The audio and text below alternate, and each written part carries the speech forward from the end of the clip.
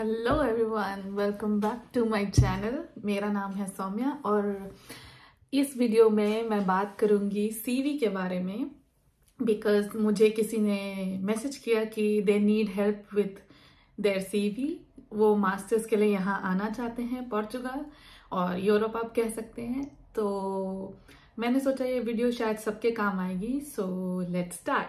सबसे पहले जब आप मास्टर्स के लिए एप्लीकेशन डालते हैं तो आपकी जो सीवी होती है वो हैंड इन हैंड जाती है आपके जो रिकमेंडेशन लेटर्स होते हैं प्रोफेसर्स के।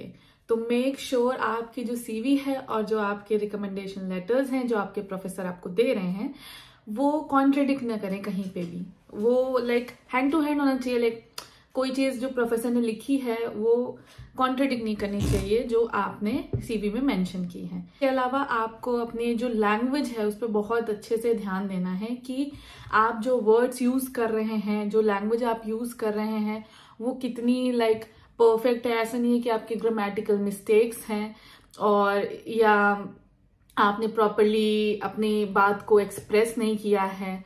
तो इन चीजों का ध्यान रखें। इसके अलावा आपको याद रखना है कि आपने अगर कुछ भी इंटर्नशिप्स की हैं, आपका वॉलंटियरिंग में कोई रोल रहा है या आपने कुछ रिसर्च प्रोजेक्ट्स किए हैं तो उनका डिस्क्रिप्शन बहुत अच्छे से आपको देना है, क्योंकि ये बहुत इम्पोर्टेंट है आपकी शॉर्टलिस्टिंग के टाइम पे। मास्टर्स के लिए फॉरेन कंट्रीज में बहुत बच्चे आना चाहते हैं एंड सीट्स बहुत लिमिटेड होती हैं, तो कंपटीशन ज़्यादा है। एंड उसके लिए ये बहुत इम्पॉर्टेंट है कि आपकी जो सीवी है उसमें आपके जो रिसर्च गोल्स हैं, आपका जो एक्सपीरियंस है, आपकी इंटर्नशिप्स, वॉलंटियरिंग, ये सब अच्छे से मेंशन हो। इसके अलावा आपको अपर हैंड कब मिलेगा? जब आपके पास पब्लिकेशंस हो एक अच्छे जर्नल में। तो प्लीज बच के रहें, बहुत सारे प्रेडेटर जर्नल्स अवेलेबल हैं, तो उनके चक्कर में ना फंसें एंड अपने प्रोफेसर्स के साथ मिलके अच्छी पब्लिकेशन करने की कोशिश करें। एंड वो पब्लिकेशन आपकी बहुत काम आने वाली है जब आप बाहर आएंगे। इन सब के अलावा मैंने कुछ की पॉइंट्स हैं जो आप सबके लिए नोट डाउन किए हैं, जिनके बारे में मैं अभी आपसे वन बाय वन डिस्कस करूंगी। आपके रिसर्च इंटरेस्ट जो भी हैं, आपके ऑब्जेक्टिव्स जो भी हैं, वो आपको क्लियरली मेंशन करना है अपनी सीवी में। इसके अलावा अपना क्रोनोलॉजिकली आपको अपना एजुकेशनल क्वालिफिकेशंस मेंशन करनी है।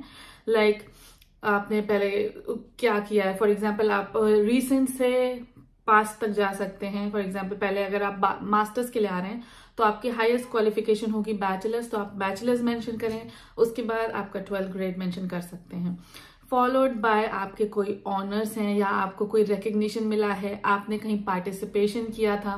फॉर एग्जाम्पल आप किसी यूनिवर्सिटी, किसी स्कूल में या यूनिवर्सिटी में आप गए जहां आपने अपना किसी कॉन्टेस्ट में पार्टिसिपेट किया और ओरल प्रेजेंटेशंस वगैरह दी, तो अगर आपके पास वो हैं तो that will also help you a lot.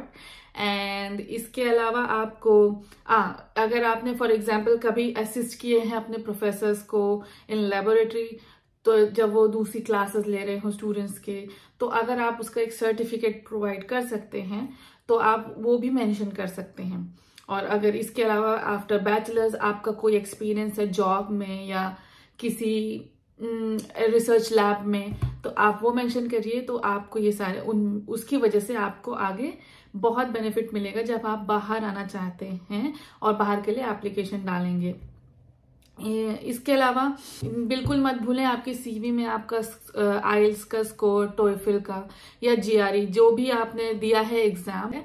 अगर आपने कोई ऐसे एग्जाम्स के लिए तैयारी की थी एंड आप उसमें अपीयर हुए हो, आपका जो भी ग्रेड है अगर अच्छा है तो जरूर जरूर मेंशन करें। ये आपको बेनिफिट देगा आपके एडमिशन में यहाँ पोर्चुगल में और बाकी यूरोपियन कंट्रीज में।